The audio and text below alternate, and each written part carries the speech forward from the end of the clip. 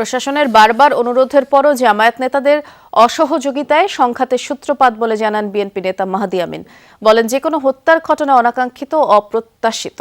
এই ঘটনার সুষ্ঠু তদন্তের আহ্বান জানিয়েছেন তিনি। সকালে সংবাদ সম্মেলনে বিএনপি নির্বাচন পরিচালনা কমিটির মুখপাত্র মাহদী আমিন আজ সন্ধ্যা থেকে দেশ গড়ার পরিকল্পনা নিয়ে তারেক রহমানের পডকাস্ট শুরু হবে বলে জানান, যেখানে তিনি ধাপে ধাপে বিএনপির বিশদ পরিকল্পনা তুলে ধরবেন। পরে সাংবাদিকদের জবাবে মাহদী আমিন বলেন, শেরপুরের ঘটনাকে কেন্দ্র করে ঢাকায় বিএনপির শীর্ষ নেতৃত্বকে জড়িয়ে উদ্দেশ্যপ্রণোদিতভাবে বিশৃঙ্খলা তৈরির চেষ্টা হয়েছে।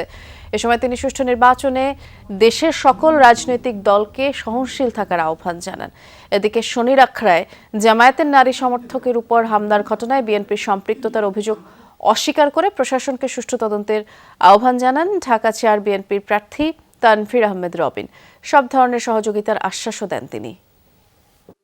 সবার সম্মিলিত অনুরোধ উপেক্ষা করে পুলিশ, প্রশাসন, আইন শৃঙ্খলা বাহিনী, সেনাবাহিনী, বিএনপি নেতৃবৃন্দ প্রত্যেকে মিলে বলার পরও সেই প্রার্থী কেন সেই সংঘাতের পথ বেছে নিলেন, এসব বিষয় নিয়ে সামগ্রিকভাবে দ্রুততম সময়ের বিরুদ্ধে দ্রুততম সময়ের মধ্যে এটা সুষ্ঠু এবং গ্রহণযোগ্য তদন্ত হওয়া অত্যন্ত প্রয়োজন।